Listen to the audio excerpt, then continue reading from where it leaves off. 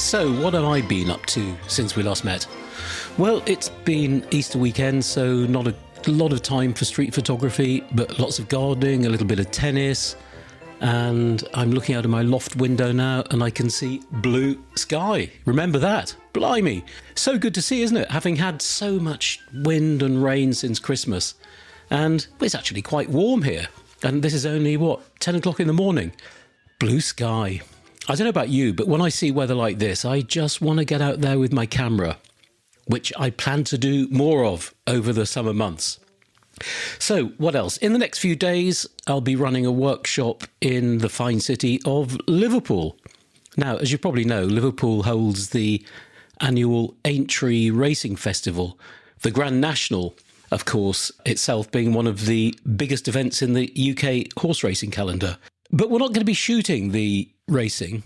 In fact, we won't even be at the racecourse. We'll be shooting in the city centre, all around the hotspots of activity, the bars, the pubs, the places where people gather. You see, in Liverpool, on race day, the pubs start to fill up from around 8 a.m. People dress up in their finery, not to go to the races, but to go to the pub and just have a grand day out in the city centre. And I mention this because there's a wider point here that's relevant to us all, I think. Big events like this offer great opportunities for street photography, not necessarily at the event itself, but at the fringes, in the margins. And the big race days are just great for this, any of them. Cheltenham, Ascot, Aintree, York, Doncaster, even the smaller courses, and on the smaller race days, you're guaranteed to get lots of people who are dressed up, people drinking, people behaving badly, people showing off, extravagant people, outrageous people. It's just great. And then you get the other side of it with the trainers, the owners, the sponsors and so on. You put them all together on the streets of a city centre and you have this really interesting mix.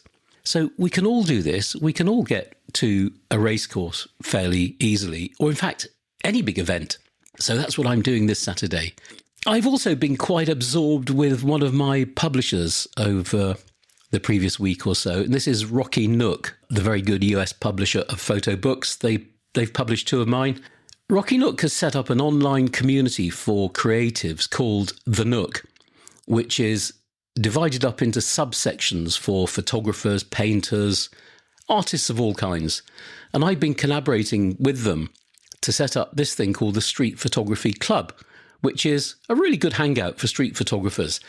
And although it's still in its early days, there's a discussion forum, a means to have your images critiqued, and a monthly get-together on Zoom, hosted by me, where we'll have a Q&A, we'll talk about your images, and I'll lead a discussion on something relevant to street photography, and I'll present a session on a specific technique. The sessions are recorded and put into a video library. In fact, you can see my recent session on layers if you're interested. Do take a look. There's a free trial. There is a small monthly subscription, but there's a free trial, and I'll pop a link into the show notes for you.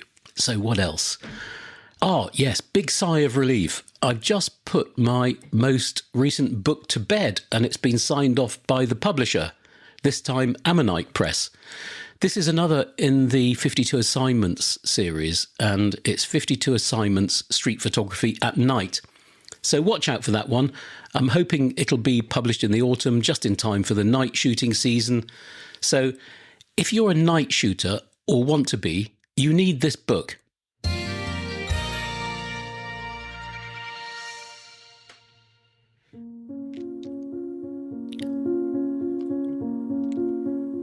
I have a guest on today's show, and this is a longer interview which will form part of a series featuring people who I thought you might find interesting.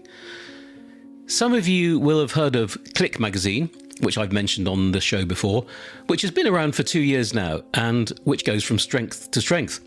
Today I'm talking to the magazine's founder and editor, Derek Darke, who's going to talk to you about the background to the magazine, but more interestingly, how you can get involved. So I'm here with a lovely chap called Derek Darke, who is the founder, editor, organiser, all things at Klick Magazine, which is a relatively new magazine. Well, I say relatively new. I think it's been going for about 2 years.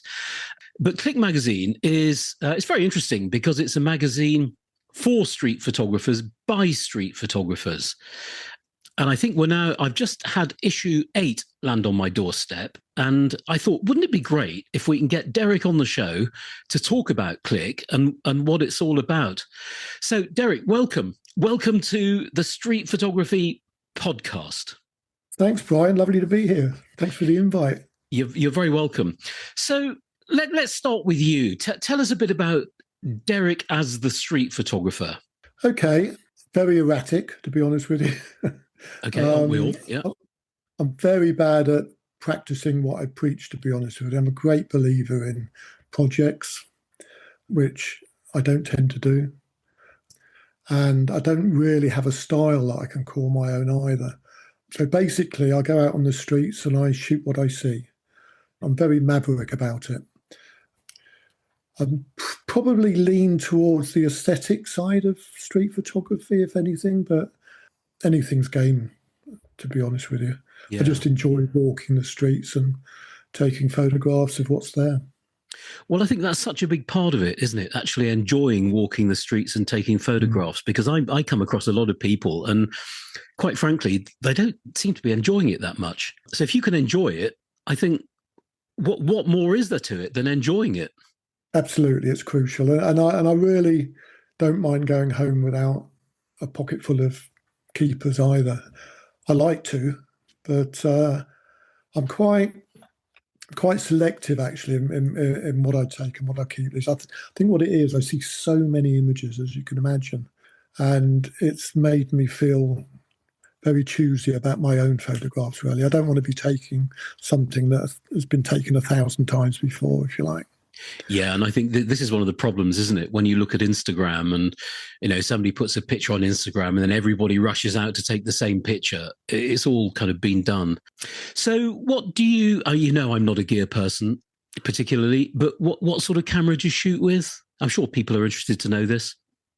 I was trying to think back to what my very first camera was, really, because I would have got that in my sort of mid-teens, I would say.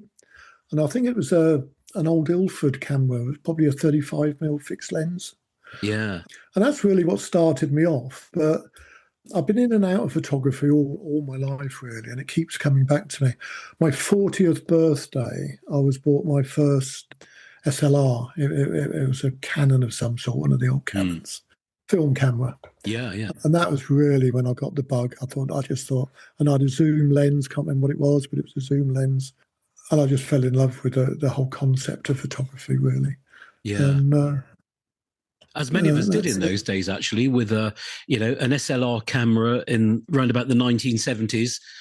That was my kind of formative period for street photography. Just great. Yeah. I'm trying to sort of recreate it now. I love walking around with an old silver-looking DSLR around my neck.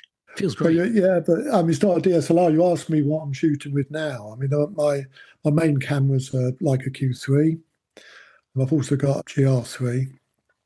But I've just, and this is pretty much from your influence, to be honest with you, I've just bought myself a Olympus Trip. Have you? The David Bailey Uzi, you remember that? Yeah, I do, yeah. Who do you think you are, David Bailey? So, and he was my first real influence. So I bought myself that. I bought myself a roll of film, paid nearly as much for the film as I did for the camera. Yeah. Yeah. And I can't wait. I'm just waiting for the light to change. I'm going to get down the coast and shoot off a roll of film, which I haven't done for decades, to be honest with you. So I'm really looking forward to that. What fun. What fun. And I think half the pleasure is the anticipation, isn't it? The wait between taking the picture and actually seeing it a week later. Yeah. So exciting. So exciting. Although I'm saying that, one of the reasons I gave it up the first time round was all I could do in those days was just send it off to Boots. And every time I got them back, I'm so disappointed. But things are different now. Oh, yeah, yeah. You'll be fine. You'll be fine. So let's move on and talk about Klick Magazine, which is why we're here. What exactly is Klick Magazine? Before you answer, I bet I'll point out that Klick is spelt with a K. Klick, and I will, of course, put a link in the show notes. So, in your words, what is Klick Magazine? I like to think of it as a community magazine for street and documentary photographers, and it's open for literally anybody to send in their submissions and put it together so that two reasons really. They can see their images in print along with what they have to say about the images. And also I like to think that it passes something on to the readership as well. So it's a double whammy really for the photographer and for the reader. But it's all about community. Great. So it's not so much big names who will appear in Klick Magazine. It's people like you and me, the people we meet on the streets. It's the ordinary, as you said, the unsung heroes, the people who are out there doing it day in, day out that we probably wouldn't know their name. Absolutely that. Yeah. Yeah. There's nothing nicer than seeing your images in print, I don't think. Yeah. And a lot of photographers don't see it because they're putting it onto Instagram and Facebook and whatever, which is fine. Nothing wrong with that. But seeing it in print is special. It is special, yeah. But it's not only pictures, is it? The Klick there are a lot of really interesting articles from what I can see, and the words are as important as the pictures.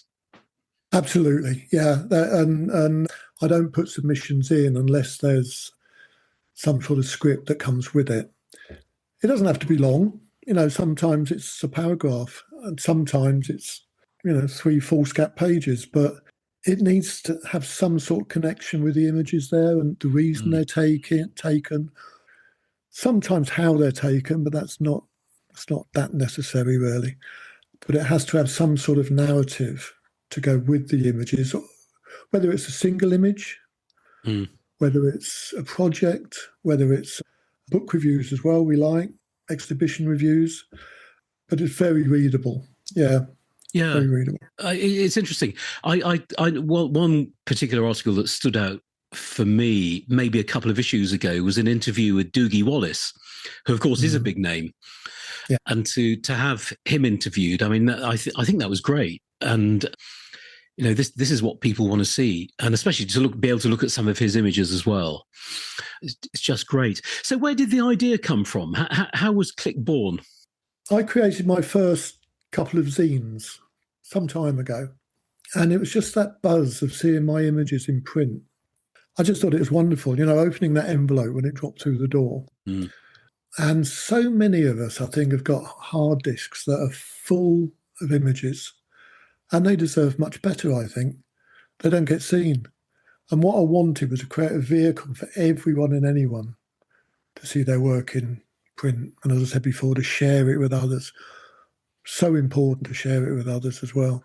Yeah. And then when the script comes with it, and I get emails from people all the time saying how inspirational these photographers' articles are to them, and how it gives them extra ideas, new inspiration. Yeah. And that really is Klick in a nutshell, I think. It's great because I know that I had somebody on a workshop, I think last month actually, and I looked at her work and I thought it was fantastic. And I said to her, look, you really ought to, she said, I'd love to see my work, have a bit more oxygen. And I said, well, you ought to contact Klick, because looking at your work, it's good. I think they'd love to hear from you. And she did, and you contacted her, and I think something is going to happen. And she was just so chuffed. That's great to hear. Yeah, she did contact me. She'd missed the deadline, unfortunately, for Klick 8. So otherwise, she could have sent something in and certainly would have considered it. But yeah, we're in contact, and I'm sure there'll be something through for Klick 9. Yeah, great. Well, I hope so. I look forward to that. So how did you get into the rarefied world of publishing? Did you have any background in publishing? No, none at all. I come from a sales and marketing background. The marketing side of it, I got involved with getting catalogues made up, and I understood about fonts and that sort of thing, but never really publishing. And it was just this idea I had about Klick that got me into it. And I didn't really know an awful lot, but it took me about a year of research and learning how to use the software, the publishing software, learning about print and paper. So it's quite a strong learning curve. but I love a challenge. It's one hell of a journey, isn't it? To go Yeah. from a base of nothing, not knowing anything, to actually, 2 years down the line, and it's still going. I think there are so many independent publications that are lucky to make it to 6 months, never mind 2 years. So I think you've done really well. Thank you. And I know a lot of people would say that starting up a new print magazine is really brave when everybody around you is saying that print magazine publishing is dead and it's gone. Everything's got to be online now. How would you respond to that? I think it's a different animal. I'm never going to be, Klick's never going to be, in the same realms as amateur photographer or whatever. I don't particularly want it to be. But Klick is a community magazine. And I think when you've got something in place that is so niche like that, I think there's definitely a room for it in the marketplace. And giving talented individuals the opportunity to see and share their work in print can only be good. As I said before, images always look better in print. So it's the fact that it is very much a niche magazine. Yeah. And pretty much only available through the Klick website. So that community is building. Yeah. And, yeah. That's good. I mean, if I'm buying a magazine, quite honestly, the last thing I want to do is read it on an iPad. And I know that's always a backup because some things you can only get digitally. But the joy of turning papers and the smell of the print and the ink and touching it and looking at a picture, as you say, in print, it's just a completely different experience. And I'm so glad you've gone this way. But is there a digital version available? Yes, there is. Yeah, that's available off the website as well. And, a fair few of those get read. Yeah. Good. So looking at who and what appears in Klick, what's your philosophy behind that? The main one is that it is open to literally anybody. Yeah. To send in submissions. That's the main philosophy behind it. All I ask really is that there's something appealing and interesting about it. I don't want to see holiday snaps necessarily, but if they're holiday snaps that have got a good story behind them, that's fine. And I try very hard to make each edition as diverse as possible so that it hits lots of different aspects of street and documentary photography. And also it's very, very democratic as well. All are welcome. Yeah, that's great. So what you mentioned the word submissions. What are you looking for in a submission? You'll get I'm sure you get loads of emails. What makes your face light up when you're looking at submissions coming in? It has to be interesting. That's the main criteria. And I think I do look at so many images that it's almost an automatic reaction now when you see it. Or in fact, I don't get that many single images. It's mainly projects, to be honest. And hopefully I might get sent 10, and out of that I can choose maybe 5 or 6. But it's the interest factor and it's the story that comes with it. Yeah, okay. Really. Single images, I enjoy seeing single images, and they do play a big part. With single images, they've got to be images where you've got to be able to look twice and 3 times at, because there's things in there that don't pop out immediately. You want to revisit it. Yeah. Particularly once you've read the script that comes with it. I think single images need to be remarkable in a way to get through to connect with people. It's really interesting, actually, Brian. I think that I'll sometimes look at a single image and it comes with a group of images, and in itself, it's really nothing special.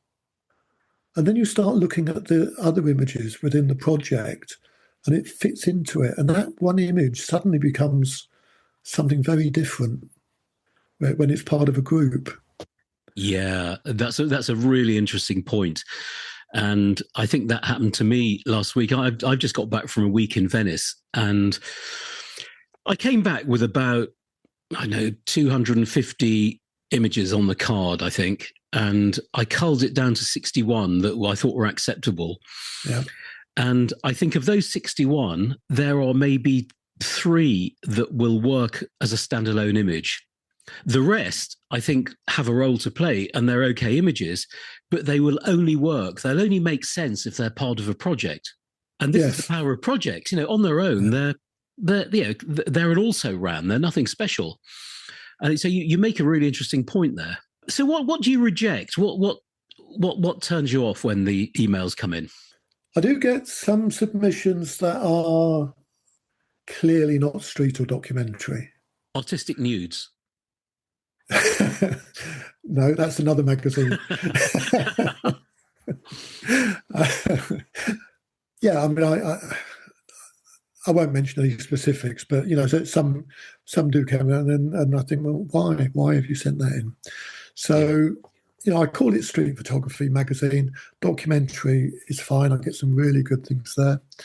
Occasionally, I'll get an image that really isn't suitable. It's a bit too graphic, a bit too documentary, if you like. Probably nothing wrong with the pictures, probably suit another publication, but they're not really for Klick. It's not what Klick's about. The other thing is the other ones that get rejected. I'm quite permissive of image. I think street photography is technically very forgiving. You can have grain, you can have movement, but some come in and they've just got far too many. So that they've got to be good printable prints, really, images. Yeah, so. Exactly. But yeah, there's very little that gets rejected, without much thought, to be honest. Yeah. Okay. So what's the best advice you would give to a would-be contributor? I think consider why you're sending the image in. I think that's probably the most important thing to yourself. Okay, well, I've got this image. I'll send it in. Why am I doing it? And this is really why writing some sort of script with it becomes important, because it highlights to the photographer what that image is actually about. So think about why you're sending it in, because I've got to know why as well, rather than just looking at an image as itself. I would, here we go, here's a sales plug. I would recommend people look at Klick. I do sometimes get things sent in to me, and it's instantly clear to me that they've never seen a copy of Klick, because it just doesn't fit what's wanted, really. They get rejected. So, if you can, it's not always possible, but try and have a look. The other thing is, don't be shy. And I think people are a bit shy, am I worthy type idea. You only have to look at some of these Facebook group books. Street Snappers is a perfect example. You and I know how much talent there is in Street Snappers and what's out there. So send something in, see what happens. Be brave. What's the worst? Exactly. What's the worst that can happen? And the best that can happen is you'll have your complimentary copy dropped through the post with a bookmark in it showing where your images are. Yeah, great. So, okay, so I've got an idea. It could be a single image, a project, whatever it is. Maybe I'm not all that good at writing. I can put the basic story together. Do I need to send you the finished words, or do you tart it up? Do you do a bit of editing? No, I not every photographer is a great writer. Write down your thoughts. Tell me what you the ideas of what you're thinking. I'll look at it, and I don't rewrite things, but I improve on them, hopefully. I've also got, my daughter who's a writer, is an extremely good editor. And once I've put it all together, it goes over to her and she comes back and tells me what I've done wrong. Oh, yeah. That's useful to have that extra pair of eyes. So no, please don't be shy if you feel you're not great at writing. Just tell us about it and we'll do the rest. Okay, I'm sure that'll be encouraging to a lot of people. So let's say I've got my project or my single image, and I've got some words. What do I then do? I just email you with a synopsis, just with an outline. See if you're interested. No, preferably not. To be honest with you, I do get people drop me email and say, Derek, I've got this idea. What do you think? I can't really make a judgment on that. The best way of doing it is, I will reply to that, but it's not the best way. The best way of doing it is going on to the website, going through to the submissions, and on there you'll see a link to WeTransfer. Just go on to WeTransfer, send me a WeTransfer with your images and your words, and we'll do the rest. Okay. So you mentioned the website. Just I will put it in the show notes, but just to say now, what is it? klickmagazine.com? That's exactly it. Yep. klickmagazine.com. Excellent. So what happens at the back end of putting an issue together? The editing, the compiling. I mean, it sounds like a massive job. How do you put an issue together, and how long does it take? Right. Well, it's quarterly magazine. I must admit, by around about the sort of couple of weeks after it's actually gone to, a couple of days after it's gone to the printer, I do feel a bit frazzled. So what I tend to do is I walk away from it for 3 or 4 weeks to start with. That doesn't mean things aren't happening, because that's the period where most of the submissions start coming in. I just file them. I don't look at them for the first month, maybe even 6 weeks. I just put them into files. And then I give myself a month of looking through them, choosing what's going in. Then I start to compile on the computer or my publishing software, start putting it all together. That is very, very time consuming, because, each article gets read through probably 6 times. You've got to choose the images and make sure the articles are in the best order so that they flow well and that type of thing. So, and then you've got to tidy up the software as well, get everything in place, and then get it to the best I can. Then it goes off to the editor and then comes back to me, and then I check it through another couple of times. Yeah. And then it goes off to the editor. So basically it's 1 month of less activity, then a bit more activity, and then a month of frenzied activity. Yeah, I'm sure. I don't know how you do it. Rather you than me, that's all I can say. I mean, it stresses me just doing a very simple zine, but when you've got to deal with lots of contributors and all this, I don't know how you do it. But it does help when you love what you're doing. Yeah. And I do. Yes, yeah, and that comes across. So let's get philosophical for a moment. You'll see a lot of material crossing your desk, a lot of submissions, a lot of styles and approaches and thoughts. So your finger is pretty much on the pulse here. Where do you think street photography is heading? Are you seeing any trends or any patterns emerging? Yeah, it's a tough one. I'm a bit concerned that life in the street is becoming quite homogenised. Very little happens generally now.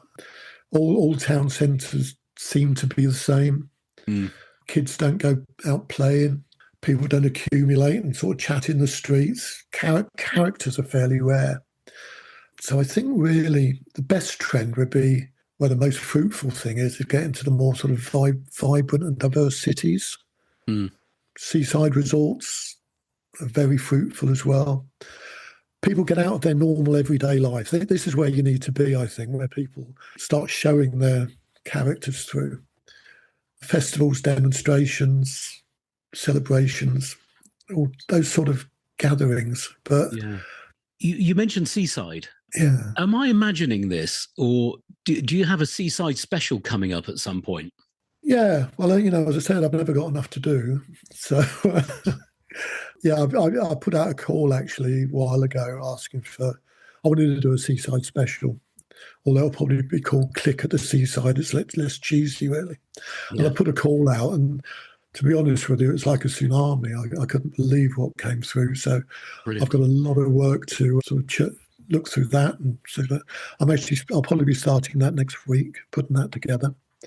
So I've got a lot of material. I'm not quite sure how I'm going to do it yet. It might be a bumper edition, but depends on things like cost and quality and things like that. But yeah, it's coming. Yeah, great. Oh, I think that'd be really interesting to a lot of people, because the seaside is just so interesting for street photography. And I know I do a lot there, and I'm just fascinated by it. So we'll look forward to that. I must say, I'm here in my office, I'm looking at the bookshelf, and all the previous Klick magazines are on the bookshelf. And I just thought it's worth saying that it's a sort of magazine that you don't throw away. I don't throw it in a recycling bin, as I do with most magazines. it feels like a book on the bookshelf, and it's quite nice to see a kind of big volume collecting and gathering pace. I think that's one of the beautiful things about it. And I'll pick them up occasionally and just refer back. It's I love that that's aspect nice to to it. hear. I mean, that was the, you know, in the original design plan was to the square format, B, having the sort of pure spine, so you could put it on a bookshelf and see the spine, Mm. and the size of it fits on a bookshelf, doesn't it, as well? Yeah, it does. It's great. Yeah. So what are your wider plans for Klick? Where do you think you'll be in 3 years' time? What's the dream? I get that asked a lot, actually, and I really don't know how to answer it.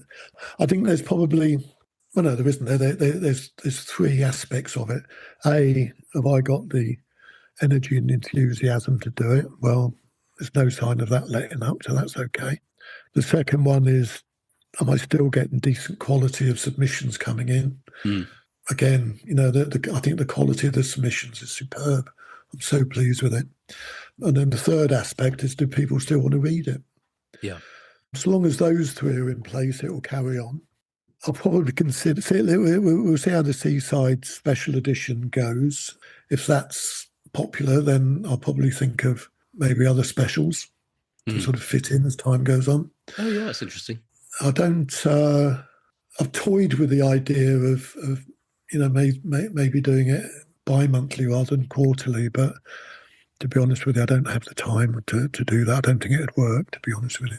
Yeah. Well, when you've got a big So, yeah, I editorial mean, team. all these things. All these things I just see as an evolutionary process. Really, I have no idea how it's going, but hopefully it'll improve. Don't know how. The format will stay the same. I think it'd probably be nice to get a few more big interviews in. To be honest with you, if I can, but yeah. Yeah, I think interviews are good. I think people like interviews. Yeah. So I think that's a good idea. But I reckon that when I'm interviewing you again in 3 years' time, we'll be in your Soho office block. And you'll have a team around you, and your receptionist will be booking a nice table for you to take me out for a slap-up lunch. I look forward to that, Brian. Yeah. Put it in your diary. Yeah, me too. I shall put it in the diary right now.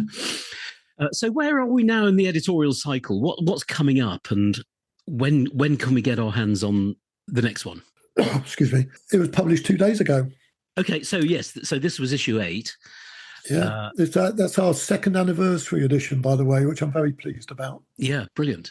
Yeah, so issue 8 is out. I don't know if I mentioned it, but all contributors get a complimentary copy. Right.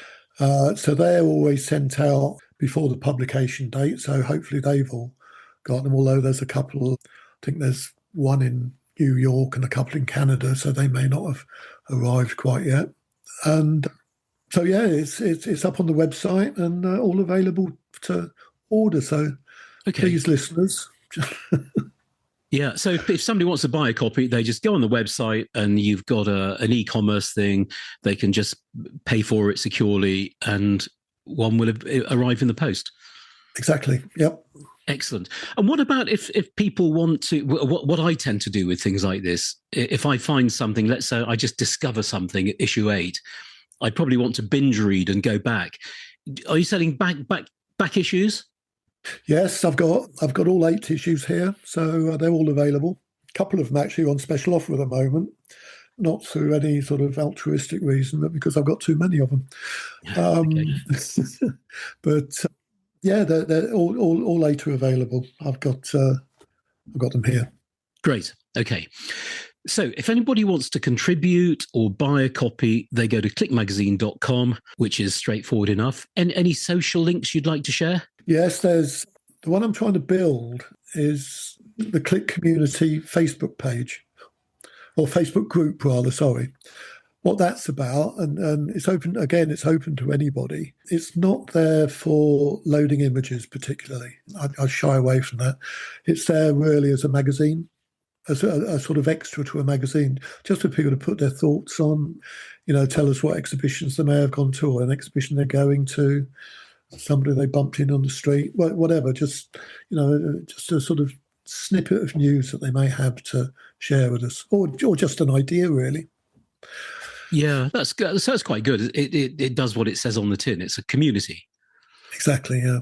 Yeah. And Yeah. Instagram, is that something you bother with or not much? No, I use Instagram mainly as a sort of advertising thing, really. Yeah. Okay. Well, Derek, it's been great talking to you. And I think you've done a great job. And Thank you. Long may it continue. And I hope everybody rushes out and buys Klick. Yes, please do. Thanks again for your time. And I'm sure I'll bump into you on the street one day. Yeah, thanks, Brian. Really appreciate it. It's been lovely talking to you. Likewise. Bye for now. Okay. Bye-bye.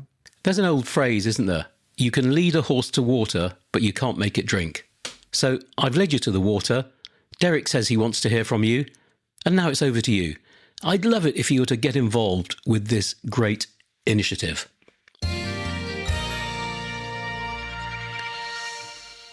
Thanks again for sending me your questions for the show. I'm going through them in rotation, and if you sent me a question, it will get used.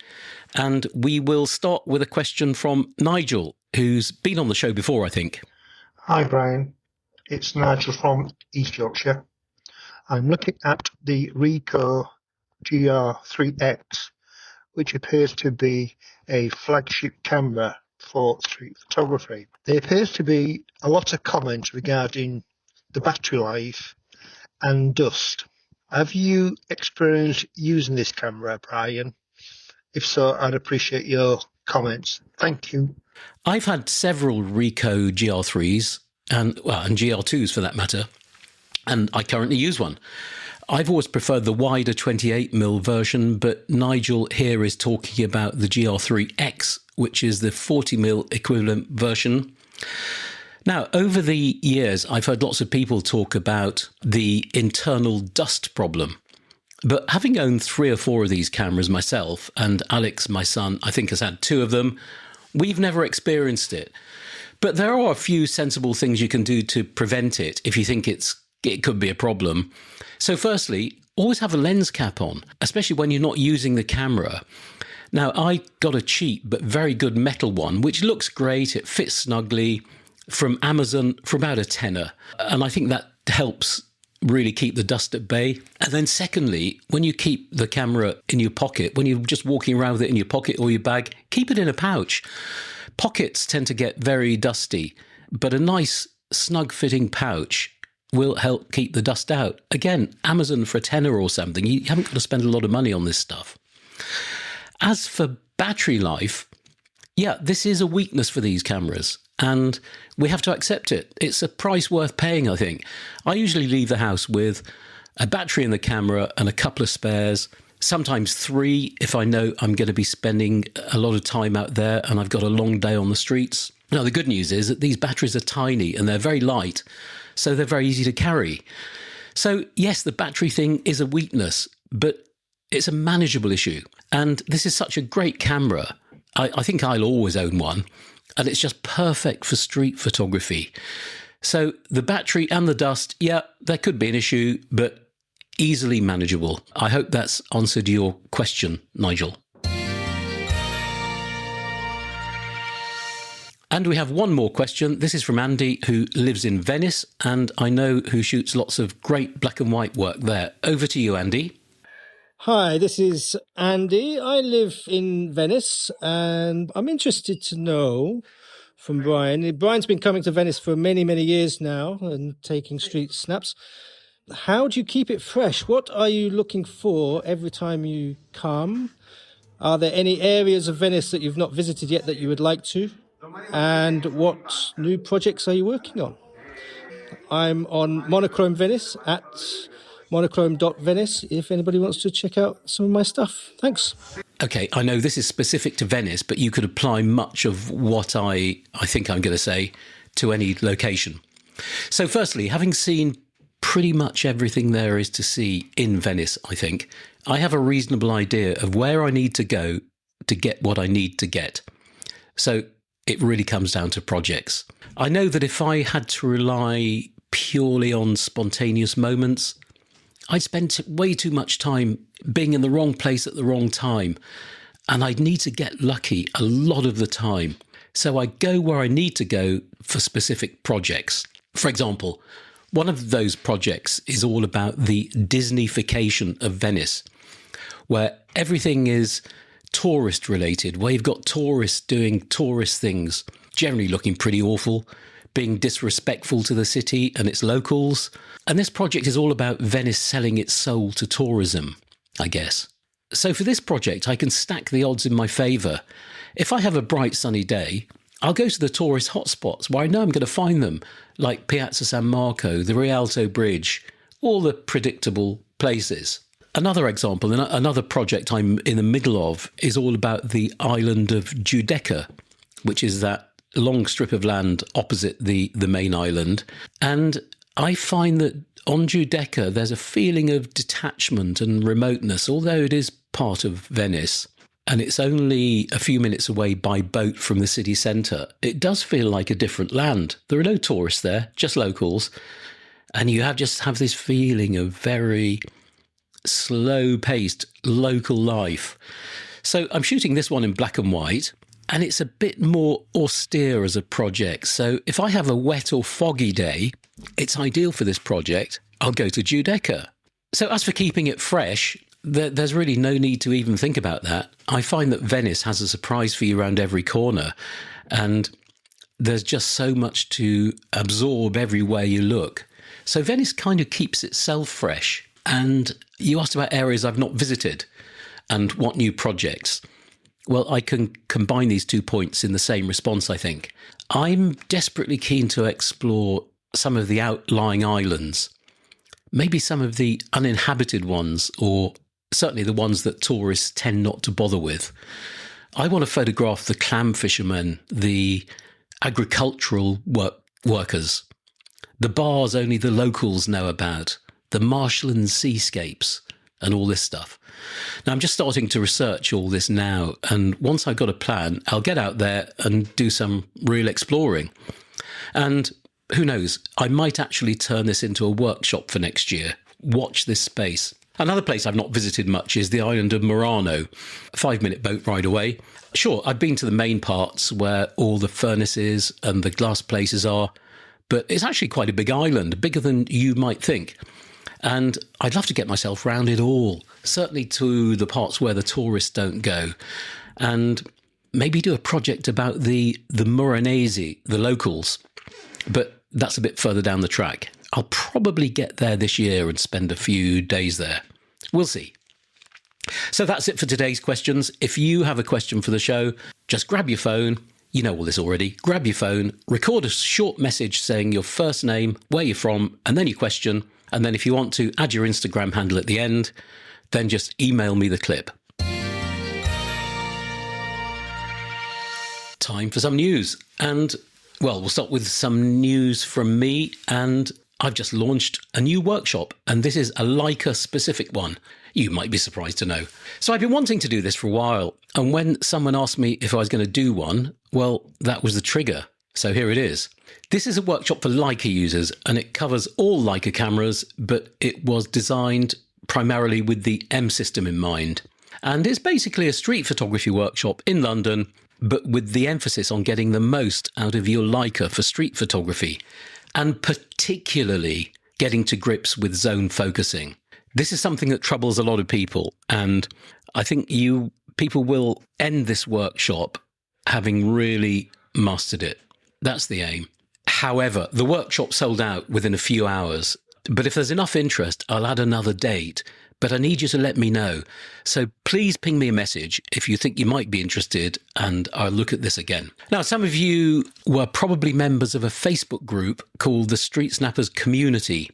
Not the collective, but the community, a public group. Two very separate things, but both run by me. So the community grew to about 8,400 members. But the problem was that hardly any of those members ever engaged or participated in any way. And this irked me slightly. So I'm closing that group down this weekend, and I've started another group, a new group to take over, and it's called Street Snappers Worldwide. This is essentially a critique group where you can post images and get some quality critique and feedback. Not from random idiots who say awesome capture to everything, but good, constructive, honest, frank, focused critique.